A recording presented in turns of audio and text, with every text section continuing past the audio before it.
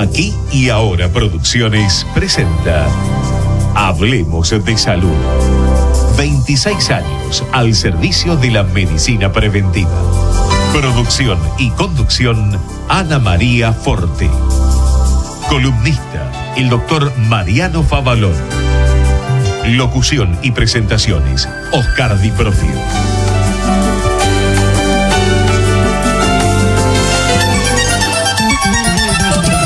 La fuerza del campo está en el trabajo de su gente y la fuerza del trabajador está en la UATRE, Unión Argentina de Trabajadores Rurales y Estibadores.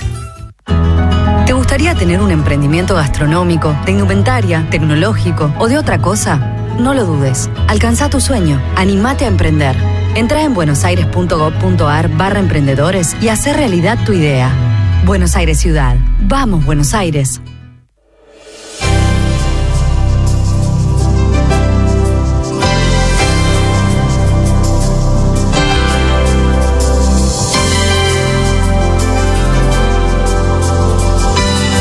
¿Qué tal? ¿Cómo están ustedes? Soy Ana María y los invito a una nueva emisión de Hablemos de Salud.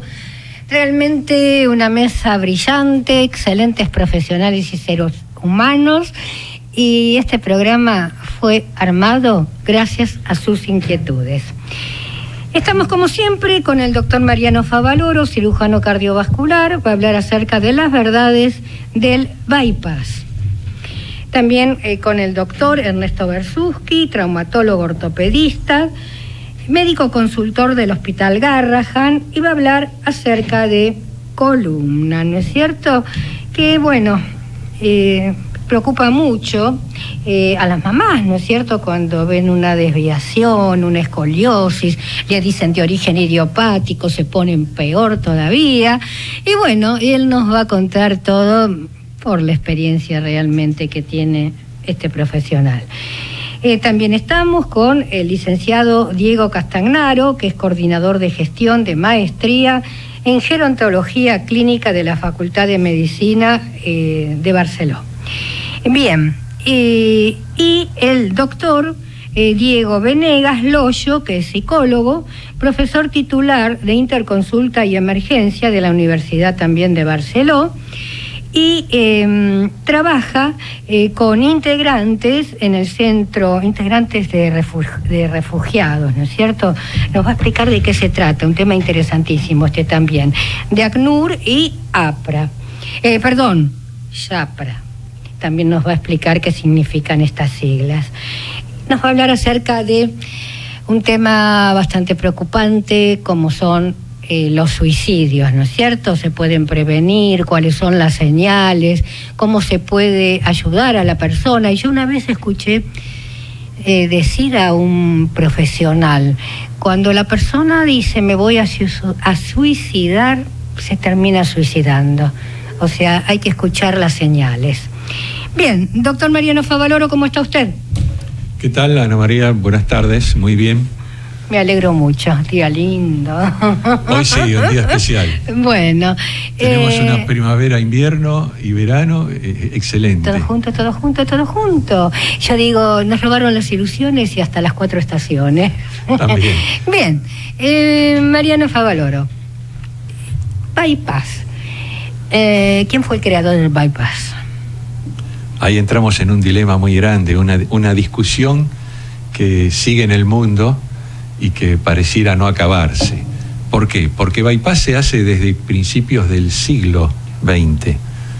En las piernas ya se hacían esos experimentos en animales y algunas cositas así en humanos.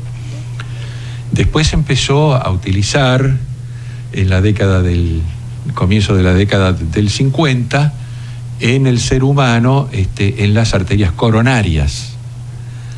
Y como se dice siempre, René no solo dicen que lo inventó, en realidad él aplicó esa técnica a las arterias coronarias, o sea, utilizar algún conducto, sea vena safena o arteria mamaria o arteria de otro origen también que se utilizan, para hacer el bypass, o sea, el salto más allá de una obstrucción en la arteria para llevar sangre fresca cuando hay una obstrucción en su recorrido. Bien. ¿Esto es cierto que se comenzó practicando en animales, en perros?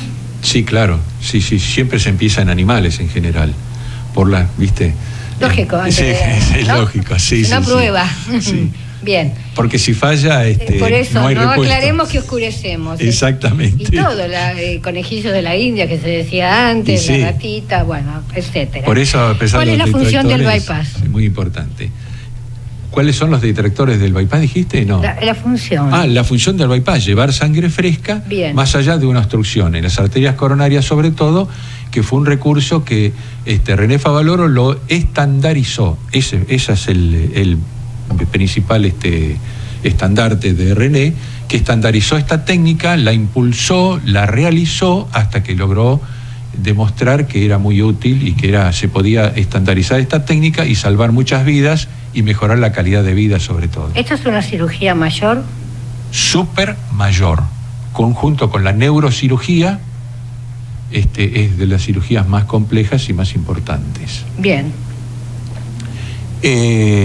Ahora, yo digo siempre, voy a hacer 3 palabras, hay una generación en la cual yo estoy, que hemos visto nacer el bypass coronario y, no digo morir, pero cómo ha declinado y es superado por otras técnicas modernas.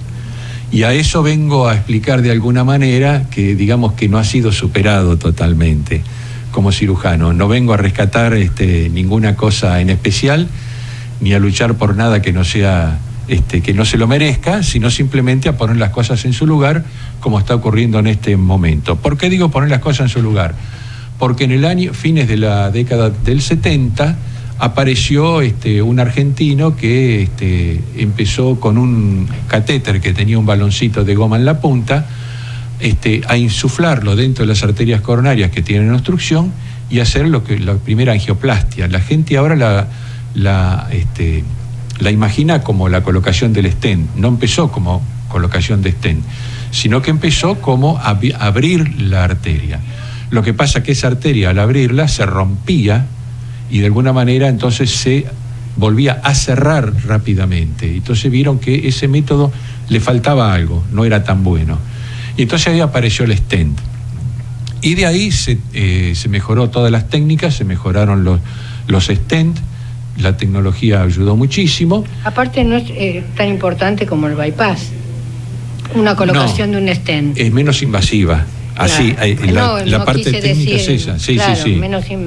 Sí. Se corre a nosotros los cirujanos hay una palabra que no nos gusta, que nos suena muy mal cuando dicen lo operó el cardiólogo tal, y el cardiólogo no opera, hace una intervención mínimamente invasiva por un pinchazo y le abre la arteria con un baloncito, con un catéter y después le pone un stent. Es una intervención, no es una operación. Ajá. Porque ahora los hemodinamistas han pasado a ser cirujanos. Y hay personas que tienen 6-7 bypass. Esperan, no mezclemos una cosa con otra. No, pero yo quiero preguntar, vamos. Sí, bien. Ahora entonces, en esta puja entre cirujanos y hemodinamistas por la preeminencia de cada método y la calidad y la superioridad del método, las cosas se van poniendo en su lugar. Y esa es la finalidad de esta pequeña charla mía. ¿Qué quiere decir esto? Que siempre en medicina se trata de estratificar y poner lo más parejo posible las cosas para demostrar si una cosa es mejor o no que la otra. Entonces, hay unos hitos. Uno, para que la gente entienda, hubo un estudio que se llama Syntax, que es simplemente una estratificación del riesgo de todos los pacientes, no solo de las enfermedades que tienen antes de ser sometidos a una cirugía, sino de la anatomía coronaria, qué obstrucciones tienen, en qué vaso y la calidad del vaso que queda. Entonces se fue estadificando, o sea, poniéndole una orden de prioridades y poniendo scores, esa es la palabra, para que sea merecedor más de una cirugía o de una angioplastia. O sea, se evalúa el paciente, para hacerlo corto y entendible, se evalúa el paciente si le conviene el stent o el bypass. Así es. Bien. Entonces, de los que se fueron a stent, y muchos que se fueron a stent en ese momento y los que fueron a bypass, ¿qué se descubrió? ¿Qué se demostró? Que muchos de los que fueron a stent, que tenían condiciones en realidad para hacer bypass coronario, después tuvieron muchos casos donde hubo que hacer o reintervención para colocar más stents, o si no, tuvieron que ser derivados para hacerse una cirugía coronaria. Entonces eso empezó a poner un poco más de claridad en las cosas. Y hace una semana se publicó en el Journal, New England Journal de Medicina, un trabajo donde comparó con servicios de cirugía cardíaca calificados, con cirujanos especialmente calificados con mucha experiencia y que, por ejemplo, no pueden realizar menos de 20 cirugías por mes, porque es un mínimo estándar para tener continuidad de calidad en la prestación, en las habilidades quirúrgicas. Entonces, seleccionados estos servicios, también se hizo todo un diseño del trabajo científico para decir qué pacientes van y qué pacientes no van. Y bueno, entonces se demostró que en los pacientes que son equiparables porque tienen una enfermedad de los vasos coronarios difusa en todas las arterias coronarias, que son severas y que deberían ser sometidos a cirugía, fueron la mitad a angioplastia. Ahora, ¿qué pasó? Los que fueron a cirugía, ¿qué les pasó? Tuvieron una evolución mejor, no tuvieron reintervenciones. A donde gana la angioplastia es que al mes, como el paciente no tuvo la cirugía, no tuvo la apertura del esternón y todo el posoperatorio, ahí hay una pequeña diferencia en la mortalidad y en las morbilidades. Ahora partimos de ahí al año, 2 años, 3 años, 4 años, y la balanza se inclina ampliamente a favor de la cirugía. Y entonces los pacientes más complejos, que tienen más lesiones y que necesitan más bypasses, a esos se los puede operar, se los debe operar, y no solo se los debe operar, sino que además hay una variedad de técnica ahora que también a la tecnología, ya terminamos, también a la tecnología, hace que la cirugía esta de bypass coronario se pueda hacer en algunos casos también seleccionados, y en estas manos expertas preseleccionadas, sin circulación extracorpórea, o sea, sin bomba de circulación extracorpórea, sin parar el corazón. Entonces, estos casos se realizó el mismo número de bypasses, tanto los que se hacían con bomba, con los sin bomba. Tenían la misma evolución y un poco mejor, porque al no haber tenido, digamos, el estrés de la bomba de circulación extracorpórea, tenían mucha mejor evolución y menos comorbilidad y menos morbilidad en el posoperatorio. Perfecto, genial. Entonces, la cirugía sin bomba también es válido. Vamos a un corte y después volvemos. Pero cómo no.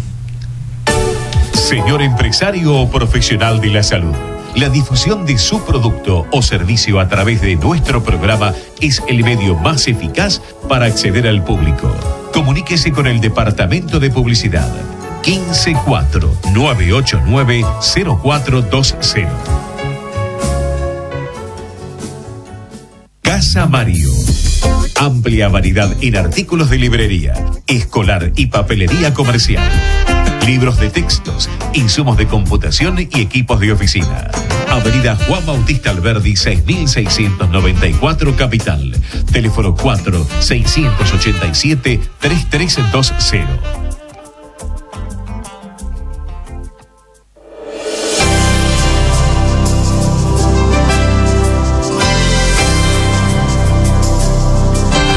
Continuamos con Hablemos de Salud. Ya estamos con otro gran amigo, el doctor Ernesto Bersuski. Ya lo anuncié. Va a hablar acerca de un tema preocupante, ¿no? Como dije al principio, generalmente para aquellas mamás que le descubren la espaldita con la columna a su hijo algo desviada, ¿no es cierto? Hubieron muchos verdades y mentiras acerca de columna, y le pregunto a Ernesto Bersuski, ¿cómo estás? Hola, ¿qué tal? Buen día, Ana. ¿Hubieron adelantos en cuanto al diagnóstico, en cuanto a tratamiento? En cuanto al diagnóstico, bueno, la escoliosis sigue siendo de diagnóstico básicamente clínico, ya que las pequeñas curvas en la columna se ven mejor revisando al paciente que en una radiografía. Y quizá el adelanto que hubo últimamente es el SCORE. Se llama un sistema que se llama SCORE, que fue desarrollado en Estados Unidos, en Utah, que con el estudio de la saliva del paciente, el estudio genético, porque la escoliosis idiopática, mal llamada idiopática, es de origen genético. Idiopático quiere decir no sabemos de qué se trata. Claro, pero ahora sabemos perfectamente que es genética, y el nombre idiopática sigue siendo tradicional. Claro. Bueno, con este score lo que hace es pronosticar si la curva va a ser progresiva o no. Solamente un 20% de las escoliosis son progresivas, así que es bueno saberlo cuando uno hace el diagnóstico, porque si la curva no es progresiva requiere solamente controles, y si la curva es progresiva requiere un tratamiento activo. Las debilidades del sistema es que fue desarrollado sobre escoceses, así que el tema genético es muy discutible. ¿Por qué motivo? Bueno, porque no está totalmente probado que el aparato genético de la escoliosis sea exactamente igual a un blanco caucásico, como se le llama, a un hispano, ¿no? Y nuestro país, que es tan crisol de razas, no está estandarizado.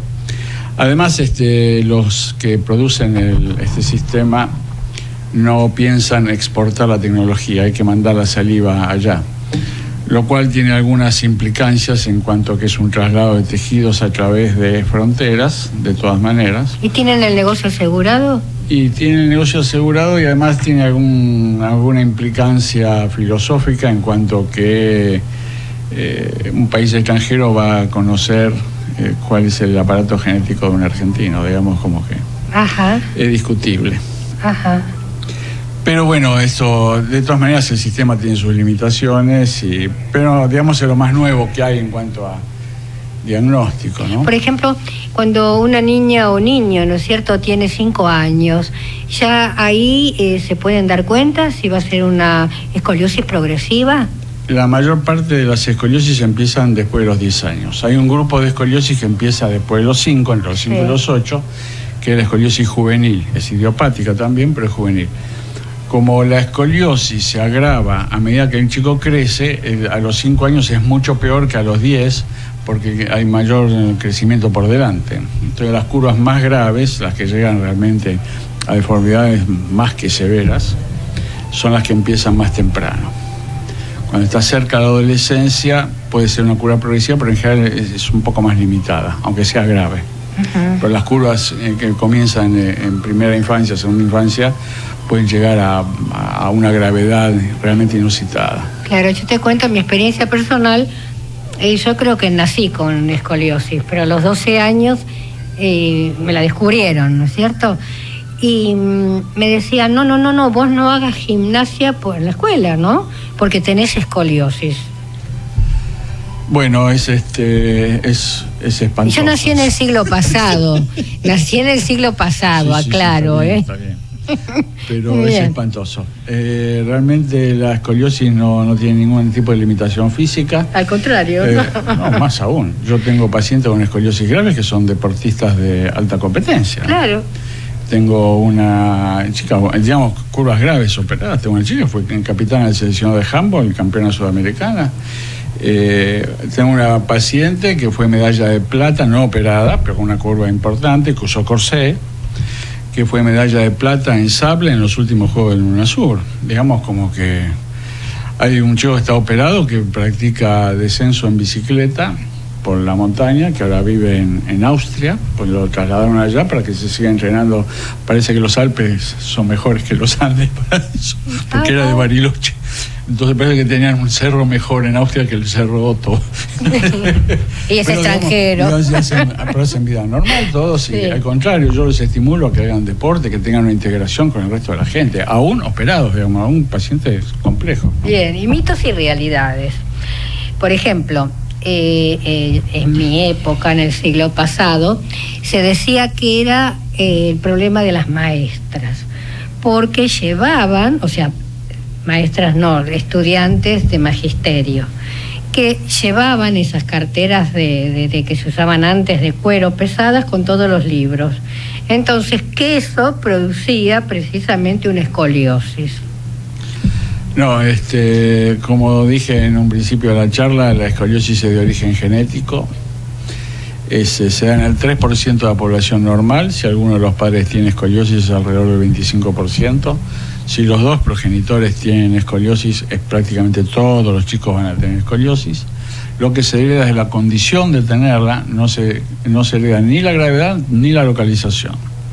Hay curvas altas, curvas bajas, dobles curvas, etcétera, etcétera. O sea, yo tengo familias enteras y cada uno tiene una curva en particular que no tiene nada que ver con la de su pariente cercano. Uh-huh. Pero es un tema puramente genético que en algún momento, es lo que sí no sabemos, es por qué larga justo a los 10 años o justo a los 5 y no empieza en el nacimiento. Pero bueno, hay mucho. Lo que pasa es que desde la alteración genética hasta el desarrollo de la curva no sabemos nada. Uh-huh. Es una alteración en el crecimiento de la columna.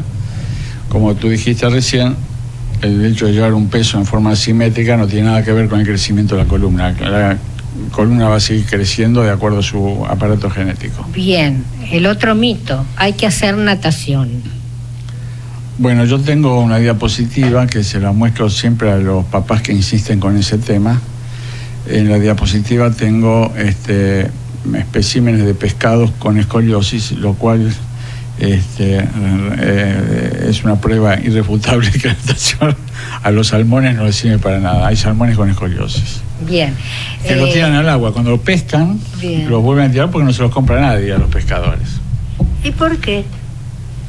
Y supongo que no deben lucir muy bien en una pescadería. Dicen, un enfermo no comemos, y se salvan la vida. Por ejemplo, yo recuerdo que en mi niñez había muchas, pero muchas compañeritas con el mismo problema. Esto, si bien dijiste que esto es hereditario, ¿se está dando más? ¿A partir de una década comenzó a darse más o a tratarse o a descubrirse? No tenemos el registro. Es real que tenemos más oportunidades de diagnóstico en cuanto a que los chicos están más controlados. Sí. Y específicamente en los exámenes escolares o preescolares miran la espalda. Y ante la duda los mandan. Y están muy avisados, por ejemplo, los profesores de educación física, que son los que más aportan. Ellos detectan perfectamente bien las escoliosis y las derivan en el momento oportuno. Uh-huh. Confiamos más en los profesores de educación física por ahí que en los padres, porque los ven. Los ven. Sí. Son observadores. En cuanto a la natación, te digo, en forma personal, al hacer el movimiento de espalda, de brazos, de piernas, relaja la musculatura. Sí. Entonces, eso yo sentía que me hacía bien. Pero por supuesto, yo no estoy diciendo que la natación sea mala, lo que digo es que no endereza las curvas. No endereza. Pero es perfecto. Pero es recomendable. Es un excelente ejercicio porque inclusive trabaja la columna, la flexibiliza sin la gravedad, que es el problema más serio de la columna. Uh-huh.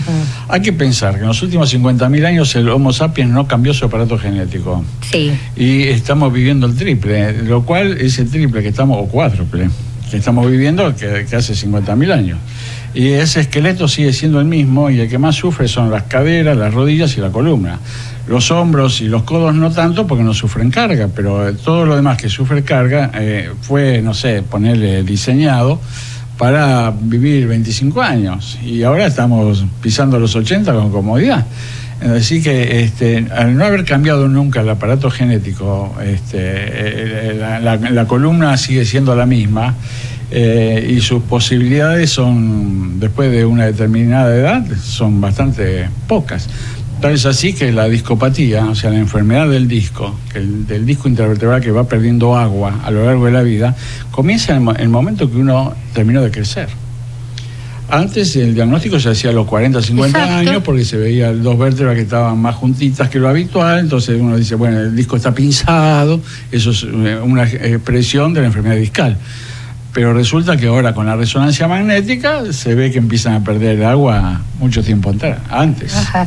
Y yo creo que con todos los médicos prácticamente terminamos hablando de lo mismo, ¿no es cierto? De la importancia de la genética.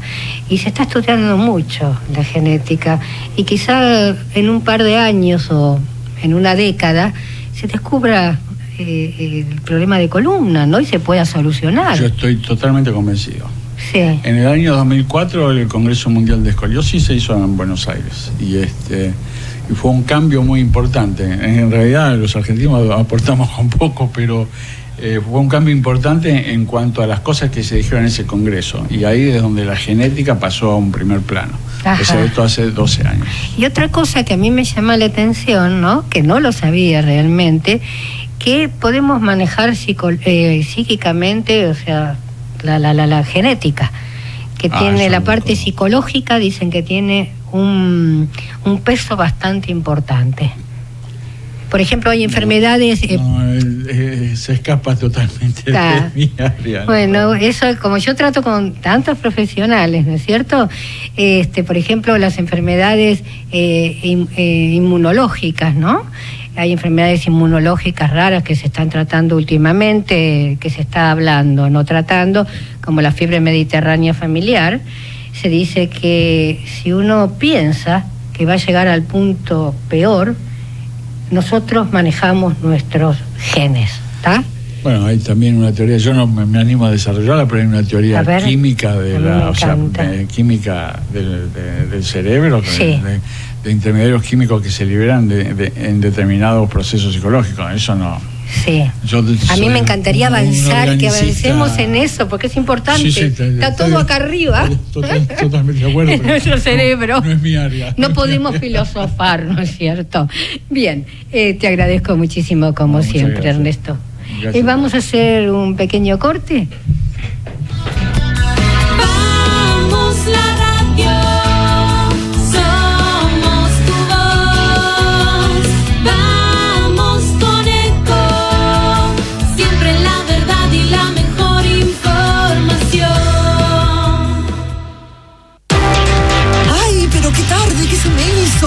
Me tengo que apurar porque si no, no llego.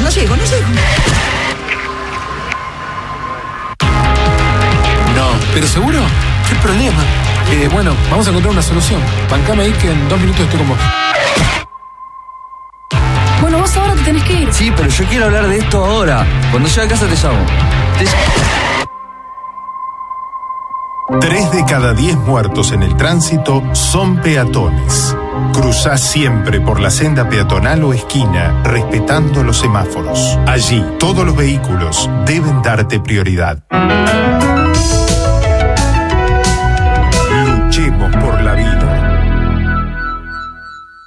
Descarga gratis de tu celular la aplicación Ecomedios. Podés escucharnos en vivo, informarte con las últimas noticias y entrevistas en audio y video. Búscala y bajate la aplicación Ecomedios. Podés vernos en vivo en ecohd.com.ar. Conectate con nosotros. Línea directa 4-325-1220. Si usted tiene alguna inquietud sobre su salud o la de su familia, Hablemos de Salud les responde vía mail. Tomen nota, hablemosdesalud@hotmail.com o a través de nuestra página www.hablemosdesalud.com.ar. La fuerza del campo está en el trabajo de su gente y la fuerza del trabajador está en la UATRE, Unión Argentina de Trabajadores Rurales y Estibadores.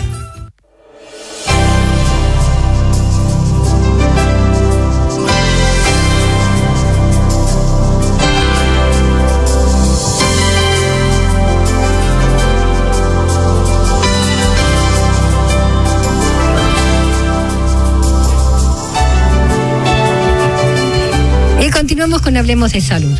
Ya estamos con el doctor Diego Venegas Loyo, que ya lo presenté, nuevito en nuestro programa, ya pertenece a nuestro staff.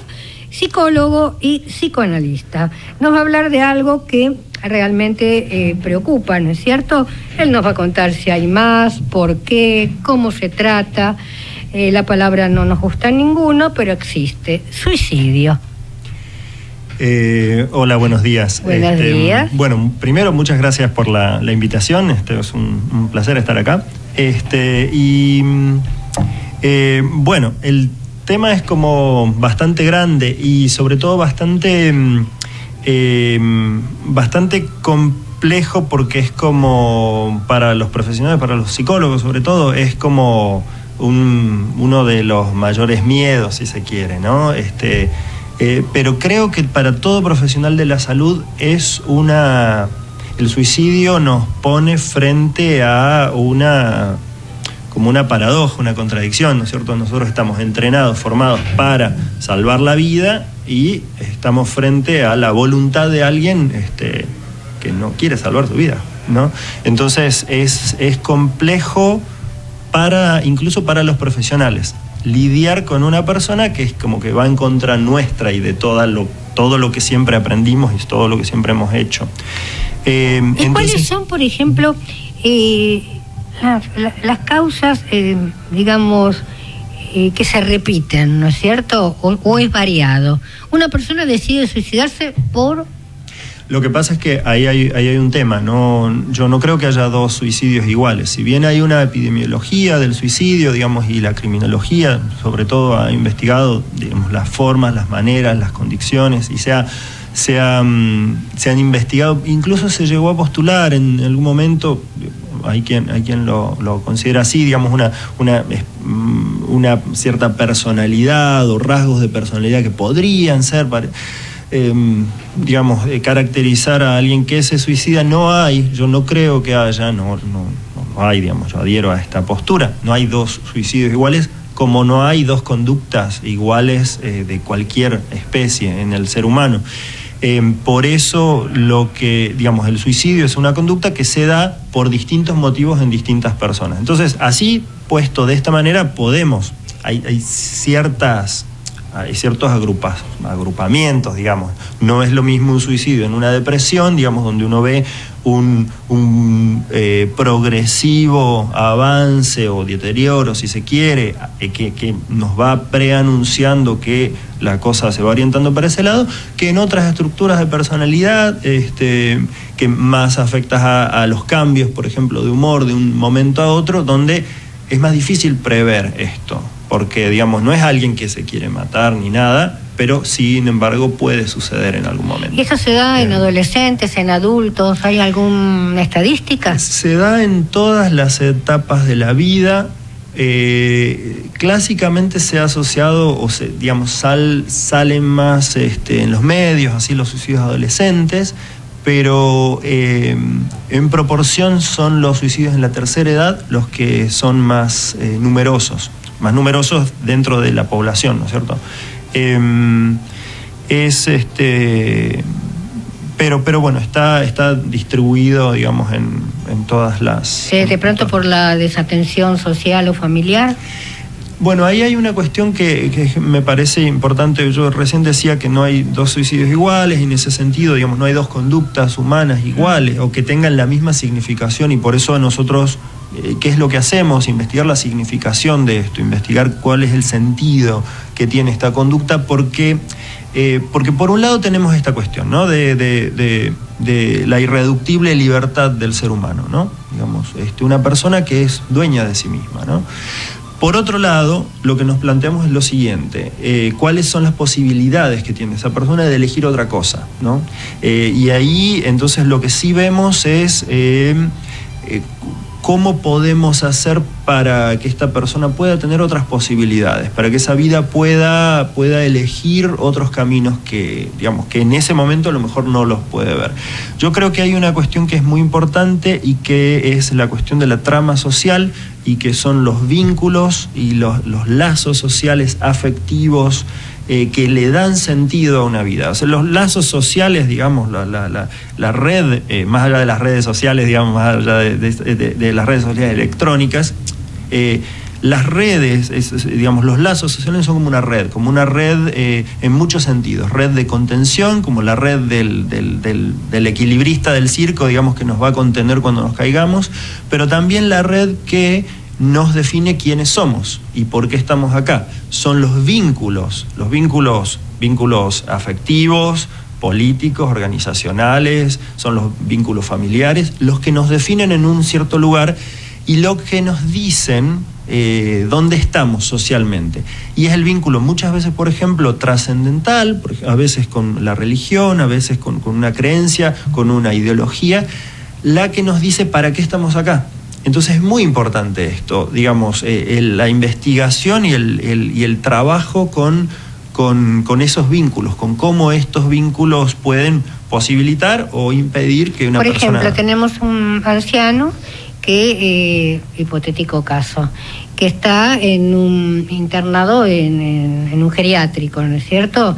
Y que de pronto tuvo familia hasta los 85 años, 88, y debido a diferentes circunstancias, terminó en un geriátrico. Lo pasaron a un geriátrico.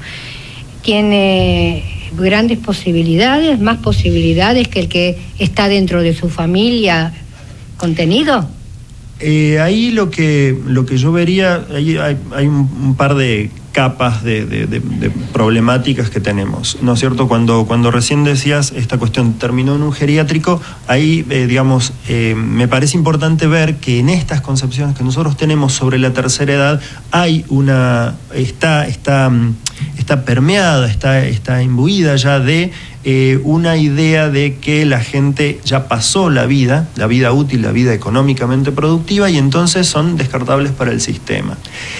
Es muy fuerte esto, es muy fuerte vivir adentro del cuerpo que la sociedad le está diciendo esto. Entonces, a mí me parece que ahí lo que tenemos que trabajar es en cuáles son las representaciones, cuáles son las cosas que decimos sobre las personas de la tercera edad.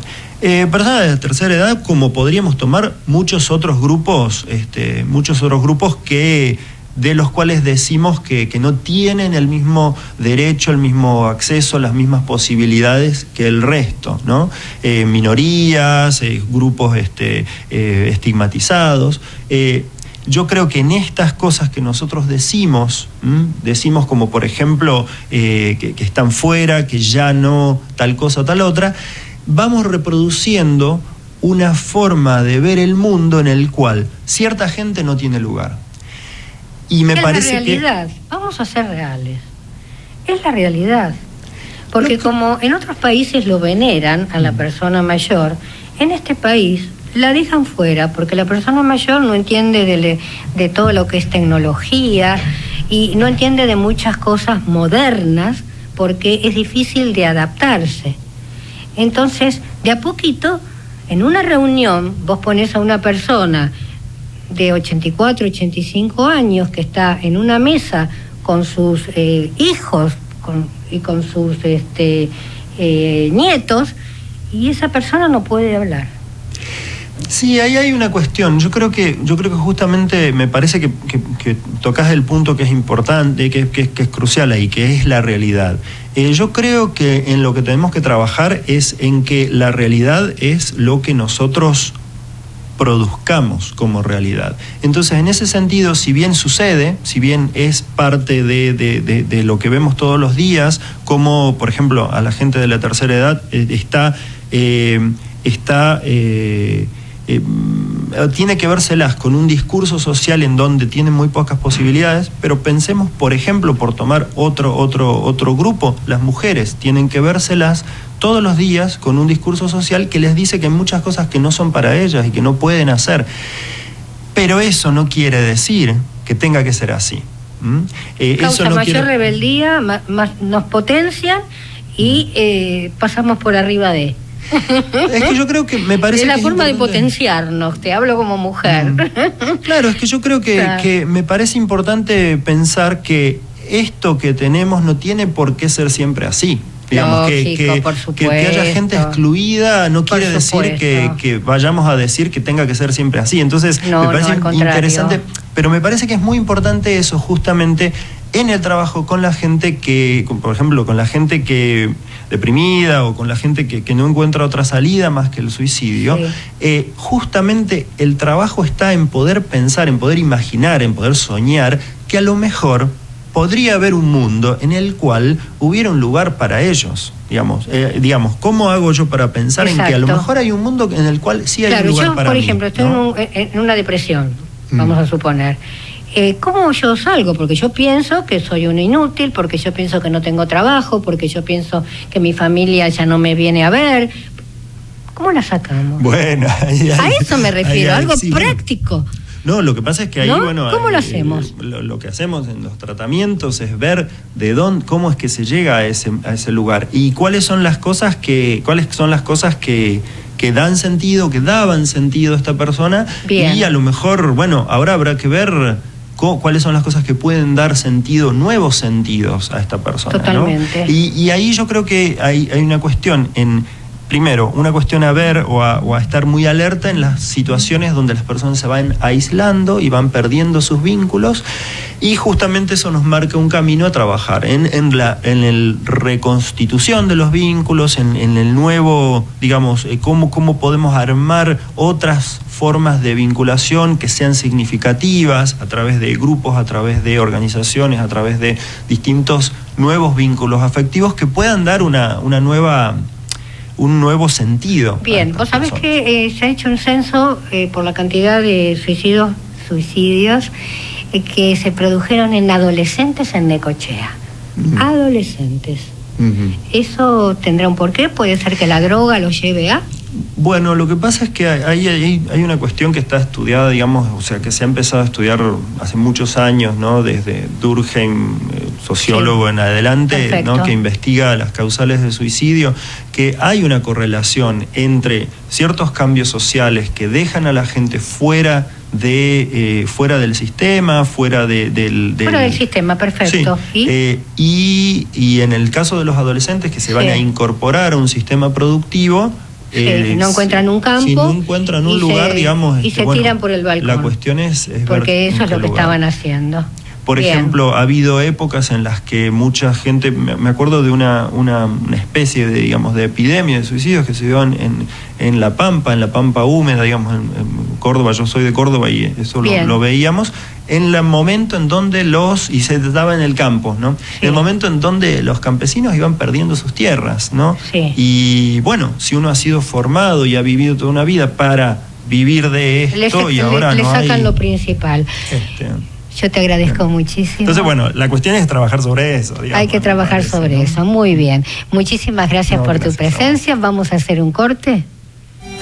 El objetivo de Hablemos de Salud es brindarles a través de una calificada información los conocimientos necesarios para la prevención de enfermedades mediante la promoción de la salud.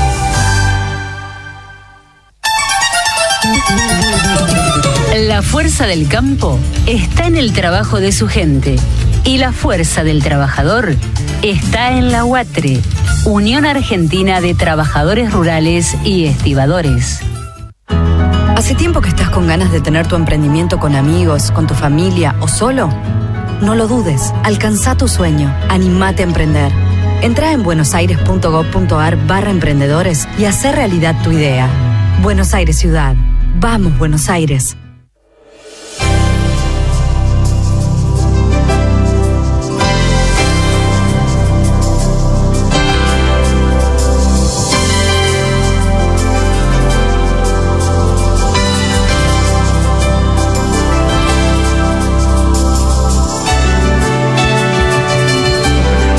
Continuamos, realmente muy buena la charla del doctor Venegas Loyo.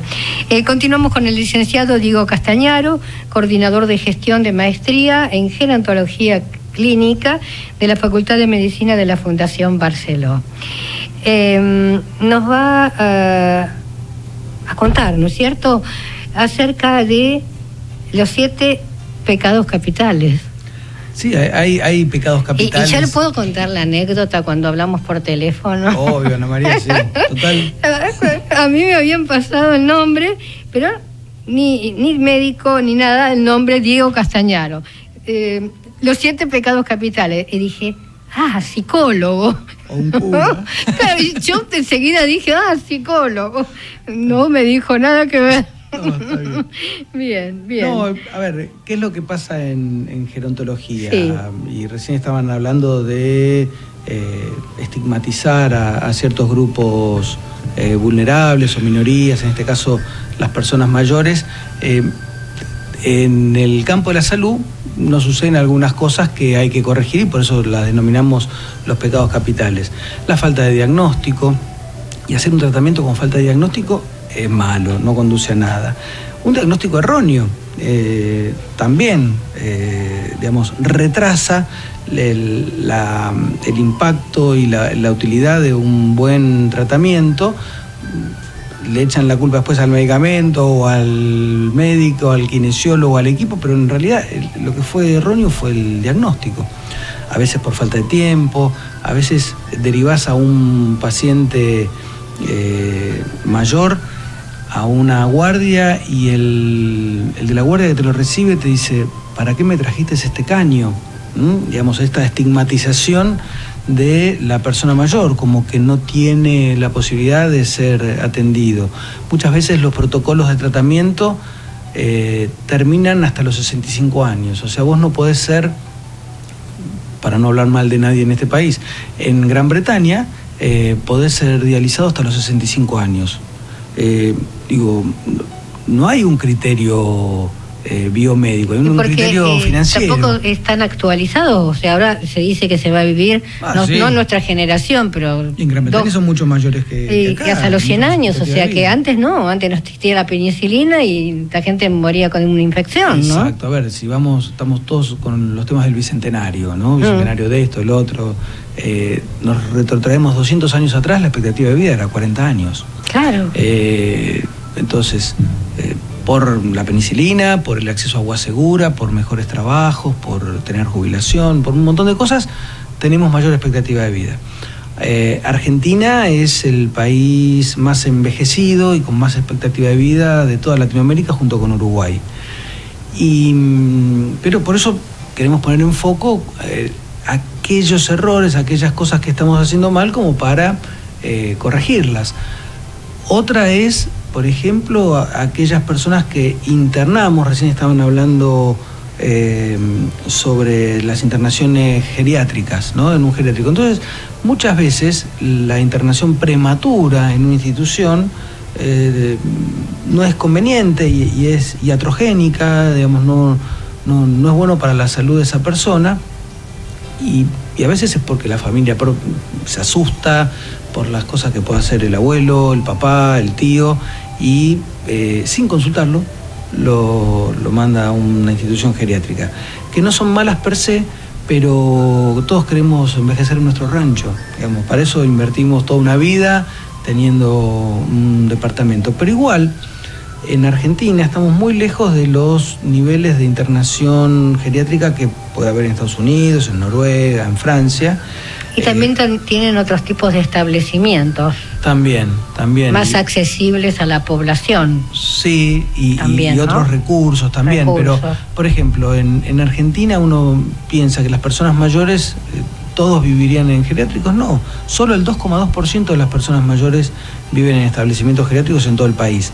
En Buenos Aires, Buenos Aires capital, somos un poquito más desalmados, andamos en el 4,8%. En valores parecidos a Estados Unidos, porque falta espacio, estamos todos a las corridas, pero en cuanto vamos más a los barrios, a ciudades del interior, a Gualeguaychú, a Santiago del Estero, San Juan, que tenemos casas más amplias, conviven 3 o 4 generaciones en la propia familia, y le da contención a lo que decía él antes, ese núcleo, esa red social y afectiva que contiene a la persona. Otra de las cosas es, sos viejo, dejate embromar, ¿qué te vas a embarcar en esto y demás? Si es tu proyecto, hacelo. No hay mejor motor para levantarte todos los días que tener un proyecto de vida. Tener un objetivo, un objetivo. Y si tenés contención social, como conversaban recién ustedes, eso es fantástico, es el mejor motor y lo mejor que hay para tener mejor expectativa de vida. Otro de los pecados capitales que tenemos es la polifarmacia. Yo he llegado a tener internados algunos viejitos con 17 medicamentos. Yo me imagino una caja de pesca, ¿no? Lleno de todas las plomadas, los anzuelos, los aparejos, y aparte que de los 17 medicamentos, uno es una toma diaria, otro es un supositorio, el otro tenés que tomarlo 2 veces, 3 veces por día, es inyectable, llega un momento no sabés. No se sabe qué hacer, y aparte lo que... Yo amo mi profesión y digo que no sería nada, hablemos de salud, sin los profesionales de lujo que nos visitan. Pero existe en estos 26 últimos años, hubieron muchos adelantos, y el peor adelanto para mí son las subespecialidades. Entonces, el ser humano dejó de ser un ser humano para ser un hígado, un riñón, un páncreas. Te mandan al cardiólogo, te manda la pastillita para la presión y para el corazón, etcétera, etcétera. Entonces, no hay una unificación. Y cuando uno quiere hacer una unificación, va a la médica clínica y dice, ¿y qué está tomando?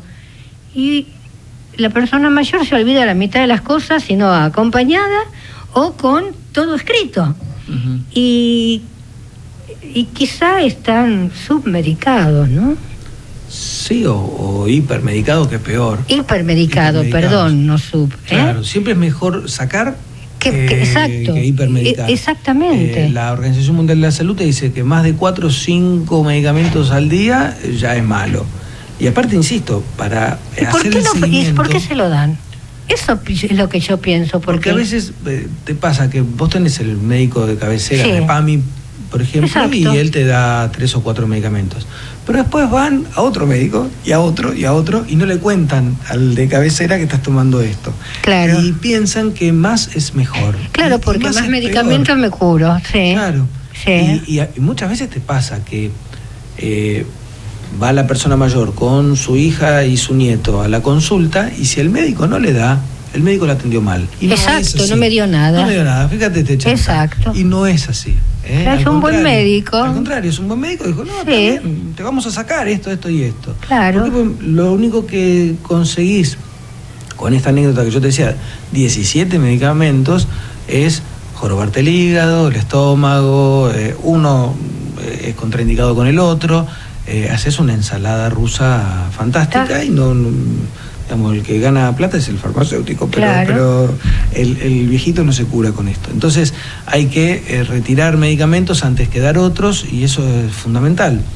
Entonces, pero bueno, lo primero que hay que hacer es educar al ciudadano para que no, digamos, que cuando va a la consulta con el médico o el profesional de la salud, esto no quiere decir me va a dar algo.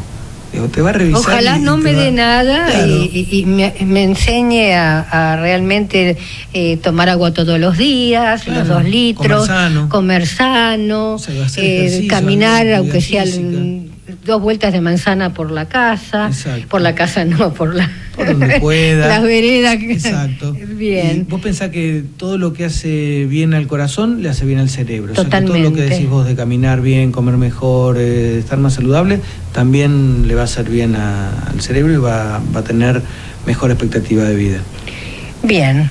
Realmente fue un gusto la entrevista. ¿Quedó algo en el tintero, un consejo? No, bien. La próxima. Para la próxima, bueno, que lo habrá y muy rápido, muy pronto.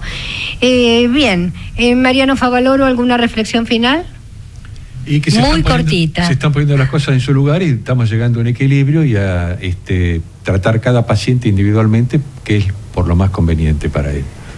El paciente. No hay estratificaciones generales. Se quieren meter a todos los pacientes en una bolsa y clasificarlos para un lado o para el otro. Somos seres humanos diferentes. Tiene que ser en forma individual. Ajá. Bersuski.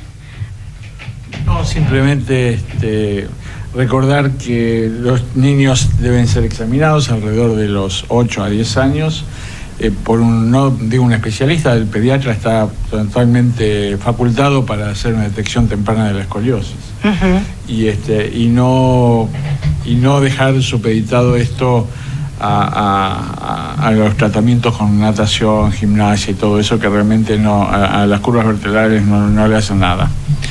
Nada más que eso. Bien, tenés menos de un segundo. Menos de un segundo, bueno. No, en relación con la cuestión del suicidio, yo creo que cualquier signo que vemos tiene que ser tomado en serio, digamos. Pero eso no quiere decir que toda persona que dice, está lloviendo como loco, me quiero matar, se vaya a matar. O sea, ahí hay una cuestión de poder dimensionar y tomar en cuenta cuál es el sentido de las cosas que dice la gente, pero principalmente, y ahí vuelvo a que cualquier signo tomado en serio, escuchar lo que nos dicen, ¿no? Perfecto, me quedaría horas charlando con todos ustedes, pero nos están sacando del aire. Muchísimas gracias por la presencia, por las charlas que han facilitado a la audiencia, y con respecto a ustedes que nos están escuchando, recuerden, los espero la próxima semana en este mismo horario. Chau, chau.